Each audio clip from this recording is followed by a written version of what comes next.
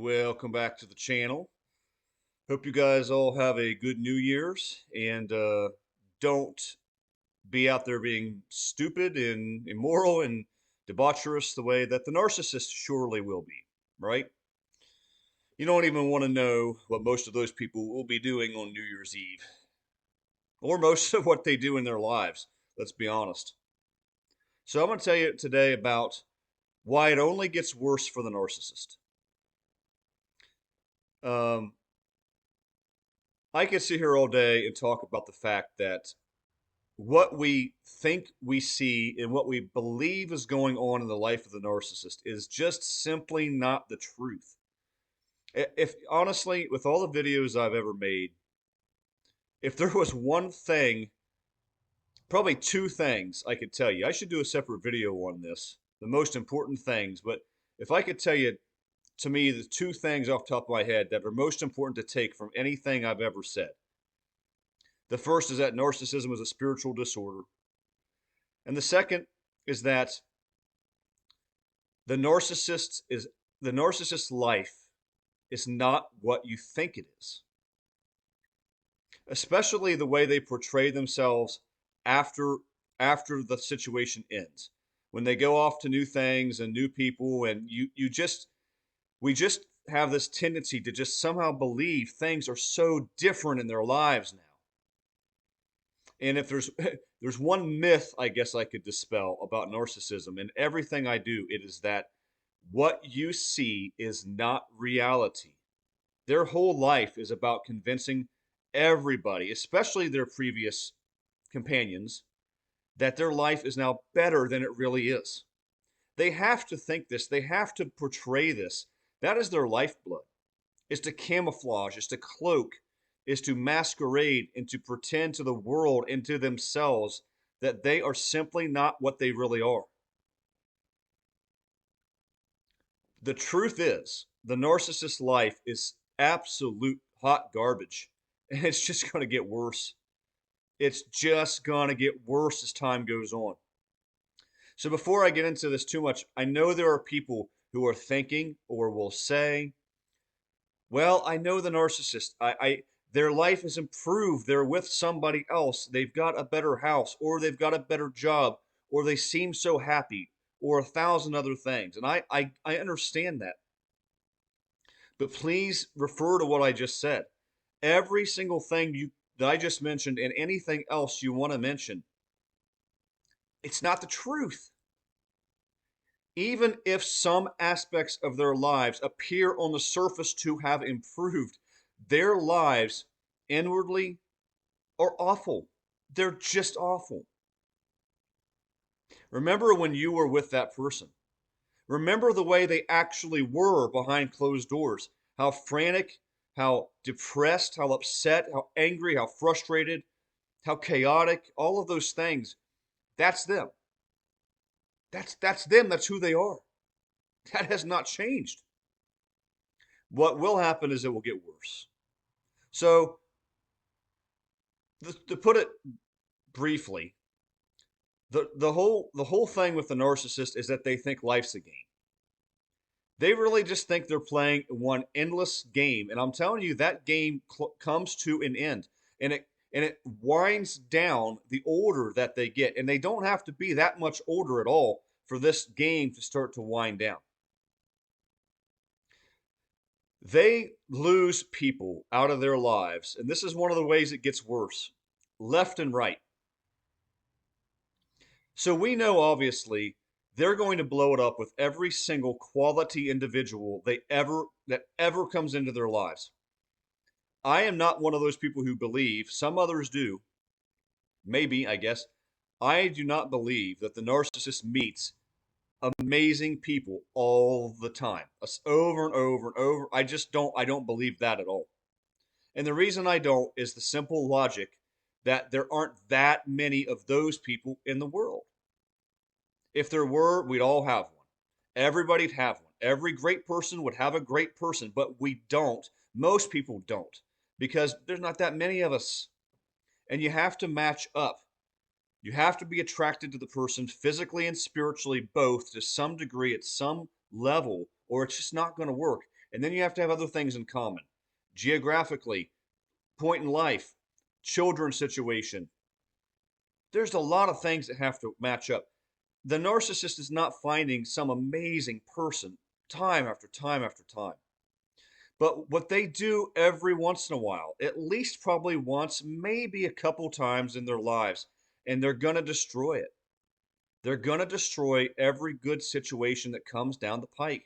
And of course, every other situation as well. But you know what else happens? And I'm telling you, this happens with every single one of these people, one of these scenarios. And don't take this lightly. Situations with their children, and most of them have children at some point, that is going to devolve into a nightmare every time with them. And there's several ways this works out. One way is the narcissist just chooses to live their life however they want to, because that's what they do, and they neglect their kids, and maybe they even move away from their kids, and they put themselves in situations, and then later on they think that they're going to get this relationship back. They won't. The child has figured them out. They know who they are. They've moved on. That's gone. Your relationship with your own child, son, daughter, gone because of their behavior. Or maybe they do have their children in their lives in some capacity because they're just terrible parents. If you know if you know somebody who's a good parent, they're not a narcissist. No ifs, ands, or buts. I've never seen a narcissist who is a good parent. They can't be good to anybody long term and consistently. So their kids figure them out. Maybe they do still see their children though, but they realize, let's just say in this case, the dad is the narcissist. Dad was never really there. He never really played with me. He never really spent time with me. He was never there like when I really needed him. He never gave me good advice. He was not consistent. My mom was like the pillar. She was always there for me. And my dad didn't really do anything. They figure it out. And you could flip that the other way. The kids aren't stupid while they're growing up, and especially when they get older. And they will have nothing to do with that parent a lot of the time. The narcissist will get down the road later and they'll be like, "What happened? Where'd they go? Where's my son? Well, they don't want anything to do with you anymore because you were a horrible parent. You didn't make time for them. You put them second, third, fourth, fifth, or sixth because the narcissist puts everything behind them. They're the only thing that matters at the end of the day. And they might care about their children, and they do usually care about their children at some level, some very basic level. They might do some good things. They might be there for them in some ways, but the narcissist will always put themselves first, always. And their kids know that. So a lot of the time, the kids will get older and they'll move on and they'll say, "You were never really there for me. Like, I don't want much to do with you." Don't think that doesn't matter. Don't think that doesn't hit them. Their own children, whom the narcissist took for granted and always thought would be there, they're not there anymore. So they're losing relationship partners all the time because that's what they do. And then as time goes on, they ultimately usually lose their children too. Seems like they're losing an awful lot. Another way that pans out, the last way, the narcissist child becomes just like them or worse and becomes a thorn in the narcissist side and becomes that beggar, that moocher, that person who's always in trouble, always wants something, always, and basically does to them what the narcissist does to everybody else. So they become a source of discomfort and pain for the narcissist. In large part because they're such terrible parents. They brought them up that way. So they lose their relationship with their children one way or another, or it gets to be just a bad, negative relationship for the narcissist. And you know what else? They lose their parents. Some of them, a lot of them anymore, live with their parents into their 20s, 30s, 40s. They never really move out. They never really grow up. They're just perpetual children. I know of numerous ones. in their 30s, 40s that still live at home for no good reason besides they're narcissists. What happens when the narcissist parents pass away? Let's just say they inherit the house, for an example. Let's just say they inherit some money, for example, but they don't have their mom and dad anymore. They don't have their children anymore, in a good way at least, and they don't have anybody who's worth anything either. You can see pretty quickly how the narcissist's life gets worse as they go because they blow up every relationship and they lose every single relationship. And that's their supply. Don't think that doesn't matter, and it will happen to all of them. Their frantic nature, well, let's just stay there for 1 second. Their loss also comes in terms of the quality options they have. You see, the narcissist, even though they don't believe this, they don't think down the road, they don't believe it will ever happen. Because to them, the game just goes on. Yeah, yeah. Just goes on forever. That's what they think. But little by little, they lose their looks, they lose their attractiveness in every way. They lose that charisma, they lose their youth, they lose their ability to attract good people, people they're attracted to, people they want to sponge off of and get resources from. That drops off. I don't care how many dating apps there are. They could always talk to somebody. But as I've said 1,000 times, simply having options doesn't mean anything. Every single one of us could get on the dating apps and get on every social media and have options and have people we talk to, and we could be talking to 10 people at the same time and date. We could be doing all these things. That's not hard. But none of that means anything because most of those options are lousy. It gets worse for the narcissist. They do lose their looks. They do lose their ability to attract.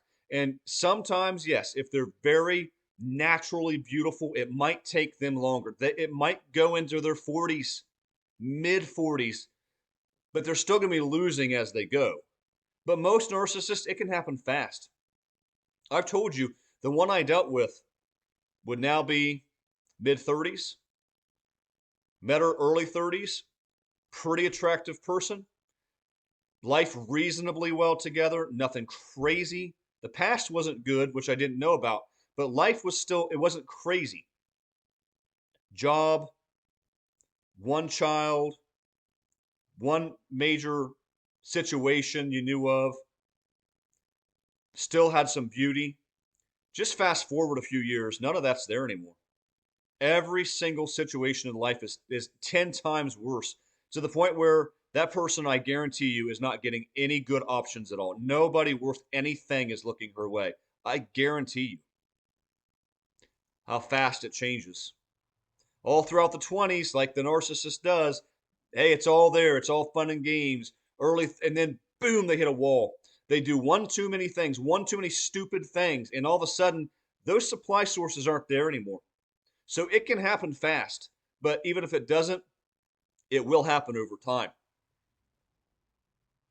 And we all know the narcissist's lifeblood is their relationship options, is their attention options, is the people feeding into them.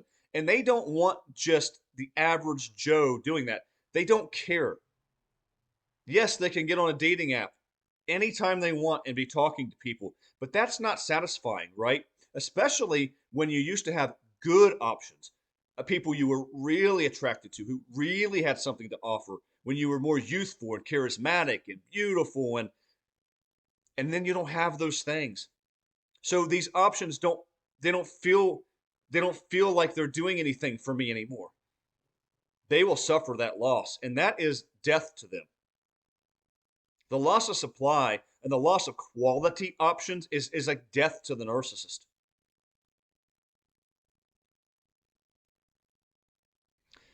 There's a scene in the movie The Basketball Diaries. I don't suppose many people have seen it. It's somewhat profane but it's interesting. Leonardo DiCaprio is in it and he's young and it's an all-time, in my opinion, acting job from a young person. But he gets into drugs really, really badly. And there's one scene, he'd always go back to his mom for money, for money, for money to keep that habit going. And one time, it's just gone too far. His mom won't give him any more money. She won't help him. She calls the cops on him. But he's so desperate and so addicted to the drugs that he's banging on her door and he's screaming and he's stuff's coming out of his mouth and this is like absolute withdrawal, absolute desperation, you know. Mom, mom, just you have to watch the scene. Go YouTube it. But that is how desperate he became. How desperate for the drug, how desperate for the hit. The narcissist has a similar thing because they lose that drug, and their drug is attention, a validation, supply. And like I said, not just anything. Like in the movie, DiCaprio could have been addicted to cocaine or heroin or whatever it was, but then going to have just your everyday pills or your everyday drugs, maybe some marijuana, that's not gonna scratch the itch. The narcissist is addicted to the best supply they can get. And yes, they'll take anything, but it doesn't do the same thing for them. So at some point when they've lost these options, they're like that junkie and they are frantic. They're begging, they're pleading. They want anybody worth anything to look their way and they won't do it. And if they do, they get to know the narcissist even a little, they're gone. They're gone. And they can only hide so much. When your life is an absolute train wreck and you've made a mess of it, you can only hide that for so long until people figure it out. That's what happens with the narcissist. They become like that frantic, drug addicted junkie who wants just give me a hit anywhere, just somebody worth something, give me attention. That is the narcissist end. And even if you don't see that happen, that does happen behind closed doors. They get really desperate. Do you wonder why? Because I know it's unbelievable, and you've probably heard people talk about this. Why in the world would the narcissist come back to somebody and try to hit them up after 5 years or 10 years or even a couple years? Why would they do that? Pure desperation. They will even do that to people that they know they burnt the bridge, that they know that person is just gone. Sometimes they will because they remembered that person was amazing and I can't get close to anything. I'm just desperate. Anybody just reach out. Is there any chance at all? Is there anything I can do? That's how desperate they are. Trust me, they get that way. Even if the narcissist you're thinking of doesn't seem like that, they have options, things are good, they won't be forever. Trust me. And remember, a lot of them are just lying about that whole thing. It's just not the truth. The narcissist doesn't have the options you think they have. And those options will get worse as time goes on. What's going to happen basically is the loss of supply sources. They're losing their parents. They lose their children. They lose their brothers and sisters who don't want anything to do with them. Or any of these people who are still around are making a mess of things for the narcissist. They're a disaster. They're narcissistic too, or they're codependent. And a really, really codependent person is insufferable to deal with. They're as bad as the narcissist is. Their traits are very similar.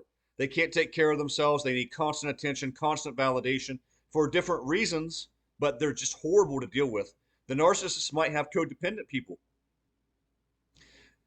There is so much that they're going to lose as time goes on. All of their quality relationships. And yes, they're going to lose their health. A lot of these, I didn't even mention, but a lot of these people are going to get sick because they don't take care of themselves.